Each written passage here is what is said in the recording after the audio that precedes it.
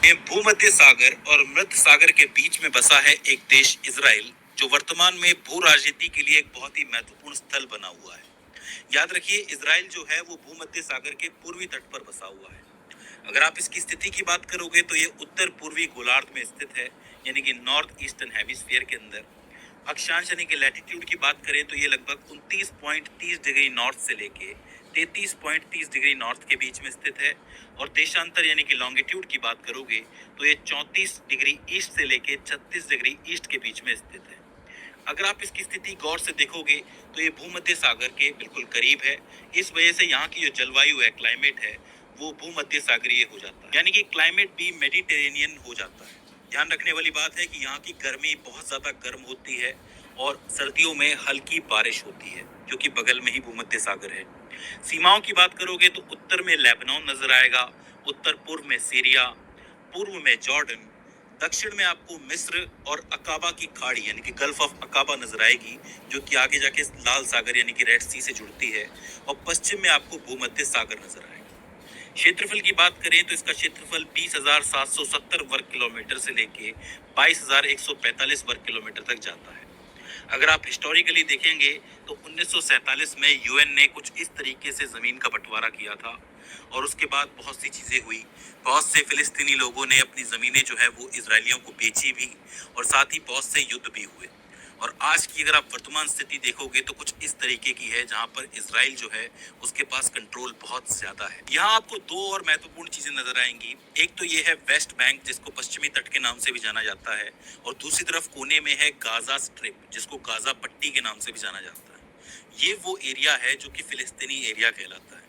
लेकिन अगर आप वर्तमान स्थिति देखोगे तो वेस्ट बैंक के अंदर भी बहुत सा एरिया ऐसा है जिस पर इजराइल का कंट्रोल है। तो ये जो क्षेत्रफल है वो 27,000 वर्ग किलोमीटर तक भी जाता है। हालांकि ये पूरा क्षेत्रफल जो है वो अंतर्राष्ट्रीय रूप से मान्य नहीं है, सिर्फ आज की तारीख में ऐसा हो रखा है। तो इस चीज को आपको याद रखना है। तो क्षेत्रफल के मामले में आप ये कह सकते हो कि ये क्षेत्रफल अनडिफाइंड है, बढ़ता घटता रहता है। एक अगर आपको मानक ही मानना है तो 20,770 वर्ग किलोमीटर मान लीजिए, वो ज्यादा बेटर रहेगा। अब इसराइल और फिलिस्तीन की इस स्थिति की वजह से यहाँ की राजनीतिक स्थिति भी काफी ज्यादा डिफिकल्ट है, काफी ज्यादा जटिल है। अगर राजधानी की बात की जाए तो इसराइल की राजधानी जो है वो यरूशलेम है। ये जो है सबसे बड़ा शहर भी है, और यहाँ बहुत ज्यादा आबादी भी बसती है। दुनिया के सबसे पुराने शहरों में से एक इसको माना जाता है, और ये यहूदी, ईसाई और इस्लाम धर्म तीनों के लिए महत्वपूर्ण भूमिका निभाता है। यरूशलेम जो है वो जूडियन पहाड़ियों पर एक पठार पर स्थित है। यरूशलेम का जो पूरा प्रशासन नियंत्रण है वो इसराइल के पास है, लेकिन इसराइल और फिलिस्तीन दोनों ही इस पर अपना दावा करते हैं। इसके अलावा भी यहाँ पर महत्वपूर्ण शहर है, जैसे कि तेल अवीव, इसका नाम आपने सुना होगा। ये जो है अपनी जीवंत संस्कृति, आधुनिक वास्तुकला और आर्थिक महत्व के लिए जाना जाता है। इसको इसराइल की आर्थिक रीढ़ भी कहा जाता है। ये जो शहर है इसराइल की वाणिज्य राजधानी कहलाता है, और प्रमुख तकनीकी केंद्र भी कहलाता है, तो इसे भी आपको याद रखना है। और इसके साथ ही तेल अवीव अपने समुद्र तटों के लिए भी बहुत ज्यादा फेमस है, क्योंकि आपको पता है कि ये भूमध्य सागर के साथ ही सटा हुआ है। दूसरा जो इम्पोर्टेंट शहर आता है वो है हाइफा। हाइफा जो है वो इसराइल का तीसरा बड़ा शहर है, जो उत्तरी हिस्से में स्थित है, और बहुत महत्वपूर्ण बंदरगाह शहर इसको माना जाता है। इसे भी तेल अवीव की तरह इसराइल की आर्थिक रीढ़ कहा जाता है, क्योंकि सारा व्यापार का काम जो है वो यहाँ के बंदरगाह से होता है। तो यही कारण है कि ये भी आर्थिक रीढ़ है। अब आप देखो कि तेल अवीव भी आर्थिक रीढ़ है, हाइफा भी आर्थिक रीढ़ है। ये अलग अलग शहरों का आर्थिक रूप से मजबूत होने का मतलब ये है कि इसराइल किसी एक शहर पर डिपेंड नहीं करता है, और ये बहुत अच्छी बात है, क्योंकि अलग अलग शहरों में ताकत होनी चाहिए, जिसकी वजह से कोई एक पे कोई दिक्कत आए तो दूसरा संभाल ले। तो इस तरीके से ये शहर यहाँ पर बसे हुए हैं। बात करें इसराइल की प्रमुख पर्वत श्रृंखलाओं और चोटियों के बारे में, तो इसमें सबसे पहले आता है माउंट हार्मोन और गोलान हाइट्स। अगर आप माउंट हार्मोन की बात करोगे तो ये एंटी लेबनान पर्वत श्रृंखला का दक्षिणी छोर है। ये जो है इसराइल के नियंत्रण वाले क्षेत्र में सबसे ऊंचा पर्वत है। याद रखना, नियंत्रण वाला क्षेत्र, इसराइल का क्षेत्र नहीं है ये। इसकी ऊंचाई लगभग 2224 मीटर से लेके 2236 मीटर तक जाती है। बहुत से आंकड़े दिए जाते हैं, इसके बीच में आप मान सकते हैं। याद रखना, माउंट हर्मोन जो है वो गोलान हाइट्स के उत्तर में स्थित है, सीरिया और लेबनान के साथ सीमा पर स्थित है। माउंट हर्मोन जो है वो इसराइल का सबसे उत्तरी बिंदु माना जाता है, और यहीं पर इसराइल देश का एकमात्र स्की रिजॉर्ट भी है। इसका जिक्र आपको बाइबल के अंदर भी मिल जाएगा। बाइबल में वर्णित एक बहुत इंपॉर्टेंट जगह है ये, तो माउंट हर्मोन को आपको याद रखना है। इसके बाद आता है माउंट कार्मेल। माउंट कार्मेल जो है वो उत्तरी इजराइल में एक तटीय पर्वत श्रृंखला है जो भूमध्य सागर से दक्षिण पूर्व तक फैली हुई है। ये एक चोटी नहीं है बल्कि पूरी पर्वत श्रृंखला है जिसकी ऊंचाई 546 मीटर तक जाती है। जो हाइफा शहर है इसकी उत्तरी ढलान पर स्थित है और ये एक राष्ट्रीय उद्यान का भी हिस्सा है। तो माउंट कार्मेल को आपको याद रखना है। इसके बाद आते हैं जूडियन और गैलिली पर्वत। जूडियन पर्वत जो है वो देश के केंद्र में एक पर्वतीय क्षेत्र है जिसमें इजराइल की राजधानी यरूशलेम भी शामिल है। ये पश्चिमी तट के भीतर भी फैले हुए हैं, यानी कि वेस्ट बैंक के अंदर भी आपको देखने को मिलेंगे और इसी में माउंट हेब्रोन भी शामिल है। माउंट हेब्रोन बहुत जरूरी जगह है। गैलिली क्षेत्र में ऊपर से निचली गैलिली पहाड़ियां और पर्वत शामिल हैं जिनकी ऊंचाई आमतौर पर 500 से 700 मीटर के बीच में होती है। माउंट मेरोन ऊपरी गैलिली में स्थित है और 1208 मीटर की ऊंचाई पर जाता है। और माउंट मेरोन जो है वो अंतरराष्ट्रीय स्तर पर मान्यता प्राप्त इजरायली क्षेत्र में सबसे ऊंचा बिंदु माना जाता है। एक तो है इजरायली क्षेत्र और एक है इजराइल के नियंत्रण वाला क्षेत्र।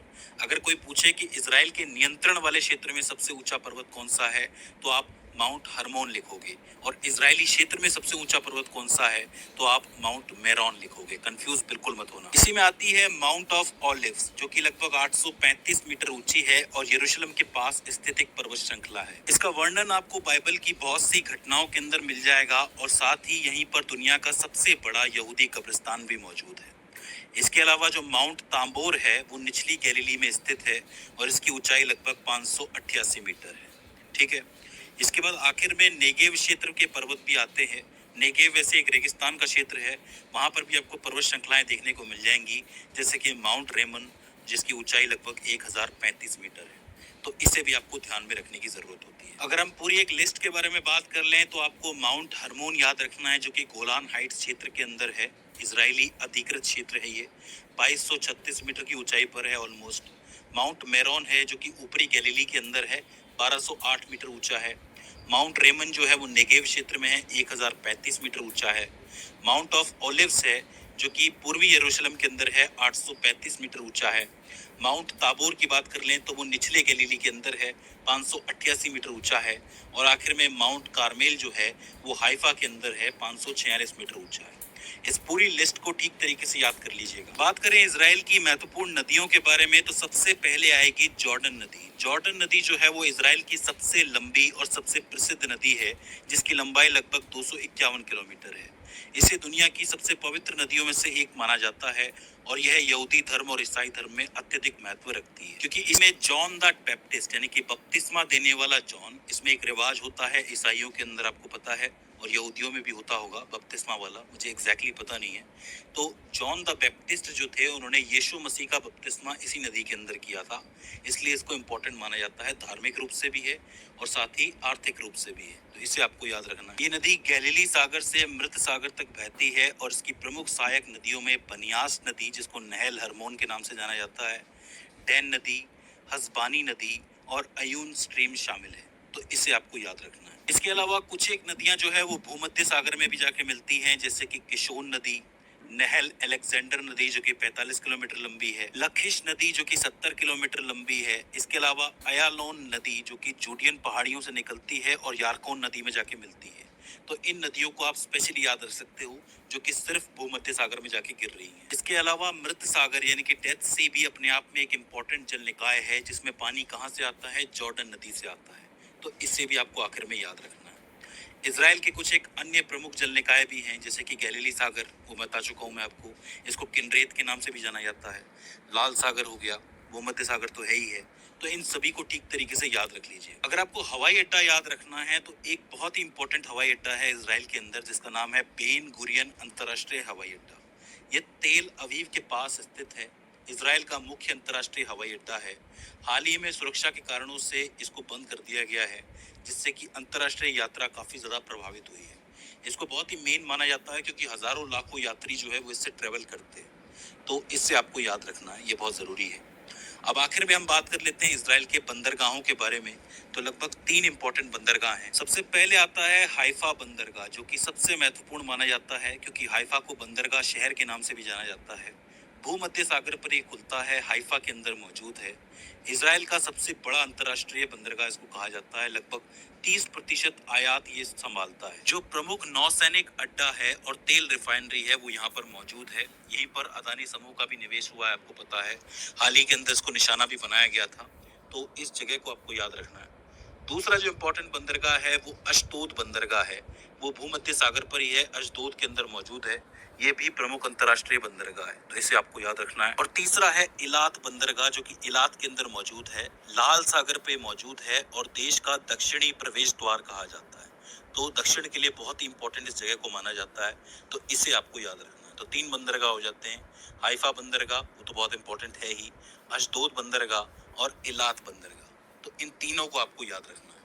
तो दोस्तों ये हो जाता है इजराइल का बेसिक भूगोल। आई होप आपको समझ में आया होगा और आपने इस वीडियो से कुछ ना कुछ नया जरूर सीखा होगा। अगर इसके बाद भी इसके अंदर आपको कोई क्वेरी आती है, कोई दिक्कत आती है, तो आप हमें कमेंट सेक्शन में बता सकते हैं।